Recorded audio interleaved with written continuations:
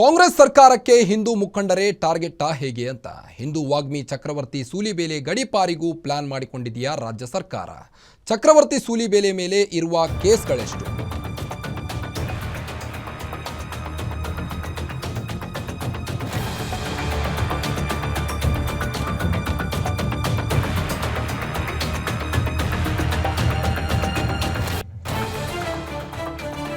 ಕಾಂಗ್ರೆಸ್ ಸರ್ಕಾರಕ್ಕೆ ಹಿಂದೂ ಮುಖಂಡರೇ ಟಾರ್ಗೆಟ್ ಹೇಗೆ ಅಂತ ಚಕ್ರವರ್ತಿ ಸೂಲಿಬೇಲೆ ಮೇಲೆ ಕಣ್ಣು ಬಿತ್ತ ರಾಜ್ಯ ಸರ್ಕಾರಕ್ಕೆ ಅಂತ ಹಿಂದೂ ವಾಗ್ಮಿ ಚಕ್ರವರ್ತಿ ಸೂಲಿಬೇಲೆ ಗಡೀಪಾರಿಗೆ ಪ್ಲಾನ್ ಮಾಡಿಕೊಂಡಿದೆಯಾ ರಾಜ್ಯ ಸರ್ಕಾರ?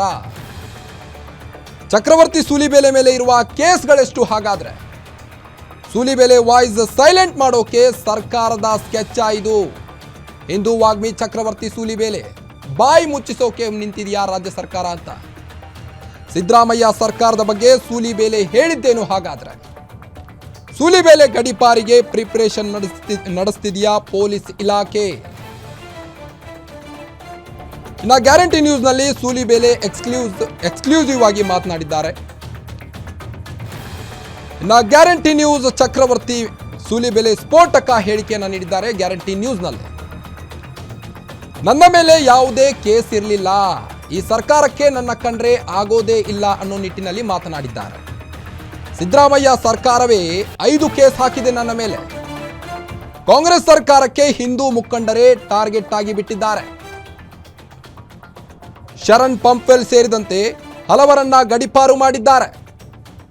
ನನ್ನ ಮೇಲೆ ಸಿದ್ದರಾಮಯ್ಯ ಸರ್ಕಾರದ ಕಣ್ಣು ಬಿದ್ದಿದೆ ಎಂದಿದ್ದಾರೆ ಸೂಲಿಬೇಲೆ ಅವರು. ನನ್ನ ಮೇಲೆ ಯಾವ್ಯಾವ ಕೇಸ್ ಇದೆ ಎಂದು ಸರ್ಚಿಂಗ್ ನಡೆದಿದೆ. ಸಿಎಂ ಸಿದ್ದರಾಮಯ್ಯ ಮುಸ್ಲಿಮರಿಗೆ ಸರೆಂಡರ್ ಆಗಿದ್ದಾರೆ. ಕಾಂಗ್ರೆಸ್ ಸರ್ಕಾರ ರಾಜ್ಯದಲ್ಲಿದ್ದರೆ ಮುಸ್ಲಿಂ ಹಾವಳಿ ಹೆಚ್ಚಾಗುತ್ತೆ. ಕಾಂಗ್ರೆಸ್ ಸಿದ್ದರಾಮಯ್ಯ ಸರ್ಕಾರಕ್ಕೆ ಹಿಂದೂಗಳು ವೋಟ್ ಹಾಕಿಲ್ವಾ? ಸುಹಾಸ್ ಶೆಟ್ಟಿ ಕುಟುಂಬಸ್ಥರನ್ನ ಸಿಎಂ ಯಾಕೆ ಭೇಟಿಯಾಗಲಿಲ್ಲ ಹಾಗಾದ್ರೆ? ಸುಹಾಸ್ ಶೆಟ್ಟಿ ಅವರ ಮರ್ಡರ್ ಆಗಿ ಇಷ್ಟು ದಿನ ಆದರೂ ಯಾಕೆ ರಾಜ್ಯ ಕಾಂಗ್ರೆಸ್ ಸರ್ಕಾರದವರು ಮಾತೆತ್ತಿಲ್ಲ ಈ ಬಗ್ಗೆ? ಸುಹಾಸ್ ಕುಟುಂಬವನ್ನ ಭೇಟಿಯಾದ್ರೆ ಮುಸ್ಲಿಮರ ಭಯಾನ, ವೋಟ್ ಬ್ಯಾಂಕ್ ಕಡಿಮೆಯಾಗುತ್ತಾ ಹೇಗೆ ಅಂತ ಪ್ರಶ್ನೆ ಹಾಕಿದ್ದಾರೆ. ಸಿಎಂ ಸಿದ್ದರಾಮಯ್ಯ ವಿರುದ್ಧ ಸೂಲಿಬೇಲೆ ಆಕ್ರೋಶದ ಹೇಳಿಕೆಯನ್ನ ನೀಡಿದ್ದಾರೆ.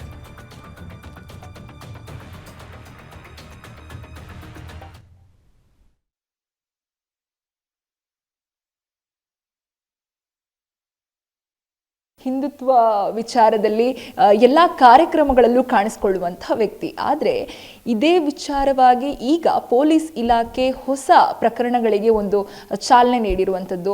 ಹಳೆಯ ಅವರ ಚಕ್ರವರ್ತಿ ಸೂಲಿಬೇಲೆ ಅವರಿಗೆ ಸಂಬಂಧಪಟ್ಟ ಹಳೆಯ FIRಗಳಿಗೆ ಅಥವಾ ಹಳೆಯ ಪ್ರಕರಣಗಳನ್ನು ಮತ್ತೆ ಕೆದಕುವಂತಹ ಪ್ರಯತ್ನ ಮಾಡ್ತಾ ಇದೆ. ಹಾಗಾದರೆ ಈ ಬಗ್ಗೆ ನಮ್ಮ ಚಕ್ರವರ್ತಿ ಸೂಲಿಬೇಲೆ ಅವರು ಏನು ಹೇಳ್ತಾರೆ ಅಂತ ಅವ್ರನ್ನೇ ಮಾತಾಡಿಸ್ತಾ ಹೋಗುವಂತಹ ಪ್ರಯತ್ನ ಮಾಡ್ತೀನಿ. ಸರ್ ನಮಸ್ತೆ. ನಮಸ್ಕಾರ. ನಾನು ಆಗ್ಲೇ ಹೇಳಿದಾಗೆ ಹಿಂದುತ್ವ ವಿಚಾರ ಅಂತ ಬಂದ್ರೆ ಸಾಕಷ್ಟು ಪ್ರಸಿದ್ಧಿಯಲ್ಲಿ ಇರುವಂತಹ ವ್ಯಕ್ತಿ, ಸಾಕಷ್ಟು ಕಾರ್ಯಕ್ರಮಗಳಲ್ಲಿ ಕಾಣಿಸ್ಕೊಳ್ಳುವಂತಹ ವ್ಯಕ್ತಿ ನೀವು. ಆದ್ರೆ ಪೊಲೀಸ್ ಇಲಾಖೆ ಈಗ ಹೊಸದಾಗಿ ನಿಮಗೆ ಸಂಬಂಧಪಟ್ಟಂತಹ ಪ್ರಕರಣಗಳನ್ನ ಅಥವಾ FIRಗಳನ್ನ ಮತ್ತೆ ಕಿದುಕುವಂತಹ ಪ್ರಯತ್ನ ಪಡ್ತಾ ಇದೆ. ಏನ್ ಹೇಳ್ತೀರಾ ಇದ್ರ ಬಗ್ಗೆ? ಮಂಗಳೂರಿನಲ್ಲಿ ಒಂದು ಸಂಚಲನ ಉಂಟಾಗ್ಬಿಟ್ಟಿದೆ. ಸಿದ್ದರಾಮಯ್ಯನವರ ಈ ಸರ್ಕಾರ, ಕಾಂಗ್ರೆಸ್ ಸರ್ಕಾರ ಹಿಂದೂ ವಿರೋಧಿ ಅಂತ ಆರಂಭದಿಂದಲೂ ಕೂಡ ನಮಗೆ ಅನುಮಾನ ಇಲ್ಲದಂತೆ ಅದು ಗೊತ್ತಿದೆ. ಆದರೆ ಸುಹಾಸ್ ಹತ್ಯೆಯ ನಂತರ ದಕ್ಷಿಣ ಕನ್ನಡ ಕರಾವಳಿಯ ಭಾಗದಲ್ಲಿ ತುಂಬ ಒಂದು ಅಸಹನೆ ಶುರುವಾಗಿದೆ. ಇಡೀ ರಾಜ್ಯದಲ್ಲಿ ಸಿದ್ದರಾಮಯ್ಯನವರ ಸರ್ಕಾರ ಹಿಂದುತ್ವ ವಿರೋಧಿಯಾಗಿ ಕೆಲಸ ಮಾಡ್ತಿರೋದು ಗೊತ್ತಾಗಿದೆ. ಇದಾದ ನಂತರ ಸರ್ಕಾರ ಏನು ಮಾಡ್ತು ಅಂತಂದರೆ, ಹೇಗಾದರೂ ಮಾಡಿ ಈ ಹಿಂದುತ್ವದ ವಿಚಾರವನ್ನು ಸಮಾಜಕ್ಕೆ ತೆಗೆದುಕೊಂಡು ಹೋಗುವಂಥ, ಸಮಾಜದಲ್ಲಿ ಈ ಜಾಗೃತಿಯನ್ನು ಸದಾ ಇರಿಸುವಂಥ ಜನರ ಹಿಂದೆ ಬಿದ್ದು ಅವರನ್ನು ಮಟ್ಟ ಹಾಕಬೇಕು ಅಂತ ಪ್ರಯತ್ನ ಮಾಡಿತು. ಈ ನಿಟ್ಟಿನಲ್ಲಿ ಕಲ್ಲಡ್ಕ ಪ್ರಭಾಕರ್ ಭಟ್ರಾಗಲಿ, ಶರಣ್ ಪಂಪ್ವೆಲ್ ಆಗಲಿ, ಅರುಣ್ ಪುತ್ತಿಲ ಆಗಲಿ, ಇವರೆಲ್ಲರನ್ನೂ ಕೂಡ ಗಡೀಪಾರು ಮಾಡುವಂಥ, ಅವರ ಪ್ರಕರಣಗಳಿಗೆ ಮತ್ತೆ ಜೀವವನ್ನು ತುಂಬುವಂಥ ಕೆಲಸ ಮಾಡಿತು.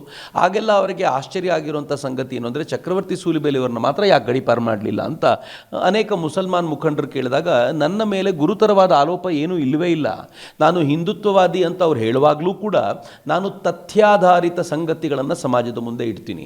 ನಾನು ಇಸ್ಲಾಮಿನ ಕುರಿತಂತೆ ಮಾತಾಡ್ತೀನಿ ಅಂದಾಗ ಹಿಸ್ಟ್ರಿ ಆಫ್ ಇಸ್ಲಾಂ ಮಾತನಾಡ್ತೀನಿ. ಮೊಹಮ್ಮದ್ ಗಜ್ನಿ ಮತ್ತು ಮೊಹಮ್ಮದ್ ಗೋರಿಯರ ಬಗ್ಗೆ ಮಾತನಾಡಿದರೆ ಇಲ್ಲಿನ ಮುಸಲ್ಮಾನರಿಗೆ ನೋವಾಗುತ್ತೆ. ಇವರೇನು ಮೊಹಮ್ಮದ್ ಗೋರಿ ಮತ್ತು ಮೊಹಮ್ಮದ್ ಗಜ್ನಿಯರ ಇಂದಿನ ಸಂತಾನವ?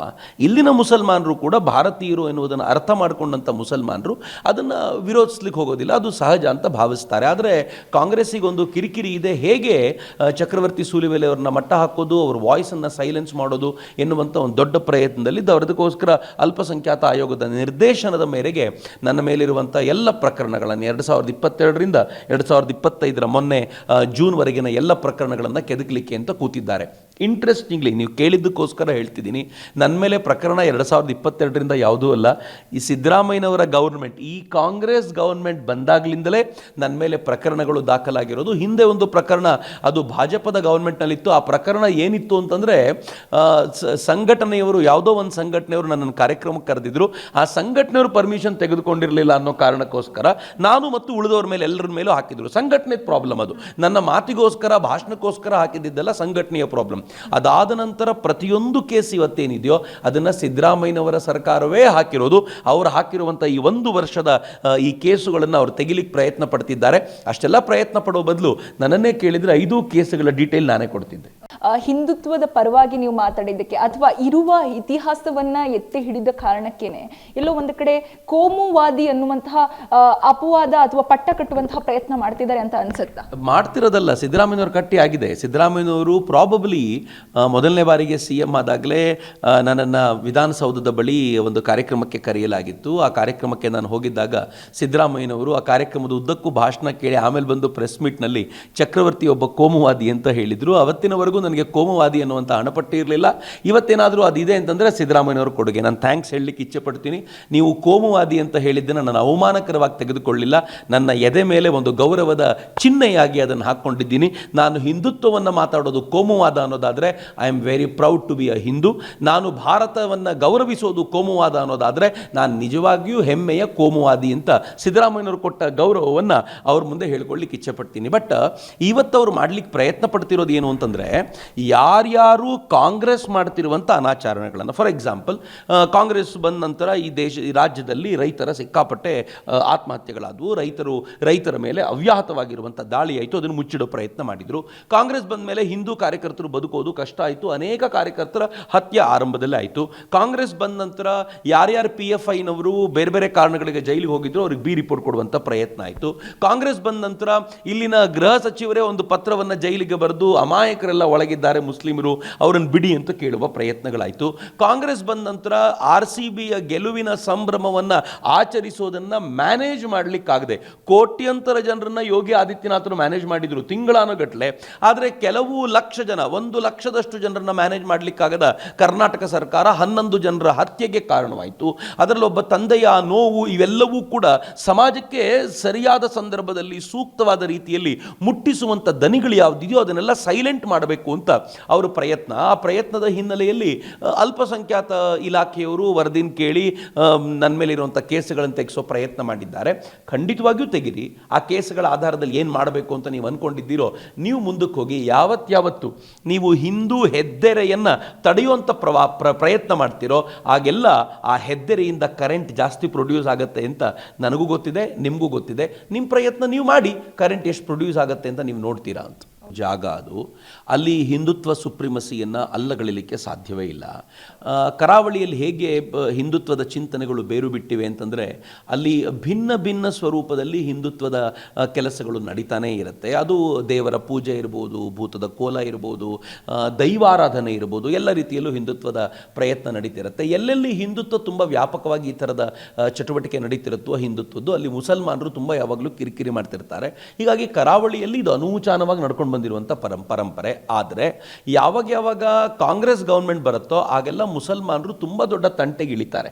ಅವ್ರು ಬೀದಿಗೆ ಬಂದು ತಂಟೆ ಮಾಡ್ತಾರೆ. ಸುಹಾಸ್ ಶೆಟ್ಟಿ ಮರ್ಡರ್ನ ನೀವು ಯಾವ ಥರ ಸಹಿಸ್ಕೊಳ್ಳಿಕ್ಕೆ ಸಾಧ್ಯ ಹೇಳಿ? ಸುಹಾಸ್ ಶೆಟ್ಟಿನ ನಡು ರಸ್ತೆಯಲ್ಲಿ ಆ ಥರ ಕೊಂದಿದ್ದಷ್ಟೇ ಅಲ್ಲದೆ ದುರಂತದ ಸಂಗತಿ ಏನು ಅಂತಂದರೆ, ಒಬ್ಬ ಕಾಂಗ್ರೆಸ್ ನಾಯಕನು ಭೇಟಿ ಕೊಡಲಿಲ್ಲ ಅವ್ರ ಮನೆಗೆ. ಯಾಕೆ ಅಂತಂದರೆ ಅವ್ರ ಮನೆಗೆ ಭೇಟಿ ಕೊಟ್ಟರೆ ಮುಸಲ್ಮಾನರು ಬೇಜಾರು ಮಾಡ್ಕೊಳ್ತಾರೆ ಅಂತ. ಹಿಂದೂ ನೋಡ್ತಿರ್ತಾನೆ ಇದನ್ನು. ಈ ಪರಿ ಮುಸಲ್ಮಾನರಿಗೆ ಸರೆಂಡರ್ ಆದಂಥ ಮತ್ತೊಂದು ಮುಖ್ಯಮಂತ್ರಿ ನಾನು ನೋಡಲಿಲ್ಲ. BJPಯವರು ಅಧಿಕಾರಕ್ಕೆ ಬರ್ತಾರೆ. ಇನ್ಫ್ಯಾಕ್ಟ್ BJPಯವರು ಅಧಿಕಾರಕ್ಕೆ ಬಂದಾಗ BJPಯವ್ರ ವಿರುದ್ಧ ದೊಡ್ಡ ಕೂಗಿರೋದು ಹಿಂದೂ ಕಾರ್ಯಕರ್ತರದ್ದೇ. ಅವ್ರು ಬಂದಾಗಲೇ ಹಿಂದೂ ಕಾರ್ಯಕರ್ತರ ಮೇಲಿನ ಕೇಸ್ ಜಾಸ್ತಿ ಆಗುತ್ತೆ, ಯಾವ ಕೇಸುಗಳನ್ನು ಬಿಡುಗಡೆ ಮಾಡೋದಿಲ್ಲ. ಹಿಂದೂ ಕಾರ್ಯಕರ್ತರಿಗೆ ಗೆಲ್ಲಿಸಿದ್ದು ಅಂತ ಗೊತ್ತಿದ್ದಾಗಲೂ BJPಯವರು ಮಾಡೋದಿಲ್ಲ. ಯೂಶ್ವಲ್ ಆಗಿ ಎಲ್ಲರೂ ಹಾಗೆ ಮಾಡ್ತಾರೆ. ಆದರೆ ಸಿದ್ದರಾಮಯ್ಯನವರು ಮಾತ್ರ ಹೇಗಿದ್ದಾರೆ ಅಂತಂದರೆ, ಅವರು ವ್ಯವಸ್ಥಿತವಾಗಿ ಮುಸಲ್ಮಾನರ ಜೊತೆಯಲ್ಲಿ ನಿಂತ್ಕೊಂಡಿದ್ದಾರೆ. ಮುಂದಿನ ಚುನಾವಣೆ ಆದರೂ ಮುಸಲ್ಮಾನರ ನಮ್ಮ ಜೊತೆ ಇರೋ ಥರ ಏನು ಮಾಡಬೇಕು ಅದನ್ನು ಮಾಡಬೇಕು ಅಂತ ಪ್ರಯತ್ನ ಮಾಡುವಂಥ ಈ ಸ್ಥಿತಿಯಲ್ಲಿರುವಾಗ ಹಿಂದೂಗಳಿಗೆ ನ್ಯಾಯ ಸಿಗ್ಬೋದಾ ಅಂತ ಕೇಳಿದ್ರೆ ಡೆಫಿನೆಟ್ಲಿ ಇಲ್ಲ. ನಾನು ಬೇರೆ ಯಾವ ನ್ಯಾಯ ಕೇಳೋದಿಲ್ಲ. ನೀವು ಸುಹಾಸ್ ಶೆಟ್ಟಿಯವರು ತೀರ್ಕೊಂಡು ಬರ್ಬರವಾಗಿರುವಂಥ ಹತ್ಯೆ ಆದಾಗ ಕೊನೆ ಪಕ್ಷ ಅವ್ರ ಮನೆಗೆ ಹೋಗಿ ಅವ್ರ ತಂದೆ ತಾಯಿಗೆ ಒಂದು ಧೈರ್ಯ ತುಂಬಿ, ಆಯಿತು ನಿಮ್ಮ ಮಗನ ಮೇಲೆ ಕೆಲವೊಂದು ಕೇಸುಗಳಿದ್ವು, ಆದರೆ ಆ ಕೇಸ್ ಇದೆ ಅನ್ನೋ ಕಾರಣಕ್ಕೆ ರಸ್ತೆಯಲ್ಲಿ ಯಾರೋ ಕೊಲ್ತಾರೆ ಅಂತಂದರೆ ನೀವು ನಿಮ್ಮ ಲಾ ಆ್ಯಂಡ್ ಆರ್ಡರ್ ಎಲ್ಲಿಗೆ ಹೋಯ್ತು? ಅದು ಆ ಪರಿಯ ಹತ್ಯೆ ಮಾಡ್ತಾರೆ ಅಂದರೆ ಲಾ ಆ್ಯಂಡ್ ಆರ್ಡರ್ ಎಲ್ಲಿಗೆ ಸತ್ತು ಹೋಯ್ತು ಅನ್ನೋದನ್ನಾದರೂ ಅವ್ರು ತಮ್ಮನ್ನು ತಾವು ಪ್ರಶ್ನೆ ಮಾಡ್ಕೊಂಡು ಅವ್ರ ಮನೆಗೆ ಹೋಗಬೇಕಿತ್ತು. ಆದರೆ RCBಯ ಫ್ಯಾನ್ಗಳ ಮೇಲೆ ಅವ್ರು ನಡ್ಕೊಂಡಂಥ ರೀತಿ ಇದೆಯಲ್ಲ, ಅದು ಇಡೀ ರಾಜ್ಯವನ್ನು ಬಡಿದೆಬ್ಬಿಸಿದೆ. ಅಂದರೆ ದೀಸ್ ಪೀಪಲ್ ಆರ್ ಇನ್ಕೇಪಬಲ್ ಅಂತ. ಇನ್ಕೇಪಬಲ್ ಅಂತಂದರೆ ಸಹಜವಾಗಿ ಸ್ವೀಕಾರ ಮಾಡಿದ್ರಿ. ನಾನೇನಾದರೂ ಅಯೋಗ್ಯ ಅಂತಂದರೆ ಪ್ರಿಯಾಂಕ್ ಖರ್ಗೆ ಅವ್ರು ಇನ್ನೊಂದು ಕೇಸ್ ಹಾಕ್ತಾರೆ ನನ್ನ ಮೇಲೆ. ನಂದು ಐದು ಕೇಸುಗಳಲ್ಲಿ ಒಂದು ಕೇಸು ಪ್ರಿಯಾಂಕ್ ಖರ್ಗೆ ಹಾಕಿದ್ದಿದೆ. ಅದು ಏನಿದೆ ಅಂತಂದರೆ, ನಾನು ಅಯೋಗ್ಯ ಅಂತ ಮಲ್ಲಿಕಾರ್ಜುನ್ ಖರ್ಗೆ ಅವ್ರಿಗೆ ಹೇಳಿದ್ದನ್ನು ಅವರು ಅದನ್ನು ಅಟ್ರಾಸಿಟಿ ಕೇಸ್ ಅಂತ ಕರೆದಿದ್ದಾರೆ. ಸೊ ಇನ್ಕೇಪಬಲ್ ಅಂದರೆ ನಡೆಯುತ್ತೆ. ಇಂಗ್ಲೀಷ್ನಲ್ಲಿ ಹೇಳಿದ್ರೆ ಚೆನ್ನಾಗಿರುತ್ತೆ ಅವರಿಗೆ. ಕನ್ನಡದಲ್ಲಿ ಅಯೋಗ್ಯ ಅಂತ ಕರೆದು ಬಿಟ್ರೆ ಅದನ್ನು ಅಟ್ರಾಸಿಟಿ ಕೇಸ್ ಅಂತ ಕರೀತಾರೆ. ಫೈನ್, ನಾನು ಡಿವೇಟ್ ಆಗಿರ್ಬೋದು, ಬಟ್ ಇಷ್ಟಂತೂ ಪಕ್ಕಾ ಹೌದು, RCBಯಲ್ಲಿ ಏನು 11 ಜನ ತೀರ್ಕೊಂಡ್ರಲ್ಲ ಉತ್ಸವದ ಕಾರಣದಲ್ಲಿ, ಅದನ್ನು ಡೈವರ್ಟ್ ಮಾಡಲಿಕ್ಕೆ ಅವರು ಸಿಕ್ಕಾಪಟ್ಟೆ ಪ್ರಯತ್ನ ಪಡ್ತಿದ್ದಾರೆ. ಆದರೆ ಗೊತ್ತಿರಲಿ, ಇಡೀ ಸಮಾಜ ಆ ಹತ್ಯೆಗಳನ್ನು ನೋಡಿದೆ. ನಿಮ್ಮ ಹತ್ರ 1 ಲಕ್ಷ ಜನ ಸೇರುವಂಥ ಒಂದು ಕಾರ್ಯಕ್ರಮವನ್ನು ಮ್ಯಾನೇಜ್ ಮಾಡಲಿಕ್ಕೆ ಆಗೋದಿಲ್ಲ ಅನ್ನೋದು ಇಡೀ ರಾಜ್ಯಕ್ಕೆ, ದೇಶಕ್ಕೆ ಗೊತ್ತಾಗಿದೆ. ಅದನ್ನು ನೀವು ಡೈವರ್ಟ್ ಮಾಡೋ ಪ್ರಯತ್ನವನ್ನು ಈ ರಾಜ್ಯ ಹೇಗೆ ಸ್ವೀಕಾರ ಮಾಡಬೇಕು ಹಾಗೆ ಮಾಡುತ್ತೆ. ಕೇಳಿದ್ರಲ್ಲ ವೀಕ್ಷಕರೇ, ಇದಿಷ್ಟು ಚಕ್ರವರ್ತಿ ಸೂಲಿಬೇಲಿ ಅವರ ಮಾತಾಗಿದೆ. ಇನ್ನು ಕ್ಯಾಮ್ರಾ ಪರ್ಸನ್ ಶಿವು ಜೊತೆ ಶಮ್ಮಿ ಶೆಟ್ಟಿ, ಗ್ಯಾರಂಟಿ ನ್ಯೂಸ್, ಬೆಂಗಳೂರು.